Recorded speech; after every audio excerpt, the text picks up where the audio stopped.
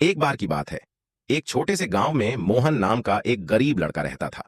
मोहन बहुत मेहनती और ईमानदार था, लेकिन उसकी गरीबी के कारण लोग उसे ज्यादा महत्व नहीं देते थे।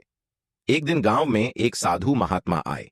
उन्होंने घोषणा की कि जो भी व्यक्ति उनके 3 सवालों का सही उत्तर देगा, उसे वे एक अनमोल खजाना देंगे। इस घोषणा की खबर सुनकर मोहन ने भी प्रश्नों के उत्तर देने का निर्णय लिया। गांव के राजा ने भी इस प्रतियोगिता में हिस्सा लेने का निर्णय किया। राजा ने सोचा कि उसकी बुद्धिमानी से वह आसानी से खजाना जीत लेगा। प्रतियोगिता का दिन आ गया और मोहन और राजा दोनों साधु महात्मा के पास पहुंचे। साधु महात्मा ने पहला सवाल पूछा, संसार में सबसे बड़ी शक्ति क्या है? राजा ने तुरंत उत्तर दिया, धन सबसे बड़ी शक्ति है। धन से सब कुछ खरीदा जा सकता है। मोहन ने विनम्रता से कहा, ईमानदारी और सच्चाई सबसे बड़ी शक्ति है। इससे किसी का भी विश्वास जीता जा सकता है। साधु महात्मा ने दूसरे सवाल के लिए पूछा, जीवन का सबसे बड़ा उद्देश्य क्या है?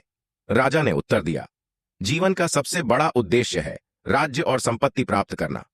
मोहन ने उत्तर दिया, जीवन का सबसे बड़ा उद्देश्य है दूसरों की सेवा और उनके जीवन को बेहतर बनाना। अंत में साधु महात्मा ने तीसरा सवाल पूछा, सबसे बड़ी खुशी किसमें है? राजा ने कहा, सबसे बड़ी खुशी है विलासिता और आराम में। मोहन ने कहा, सबसे बड़ी खुशी है दूसरों की मदद करने और उनके चेहरे पर मुस्कान लाने में।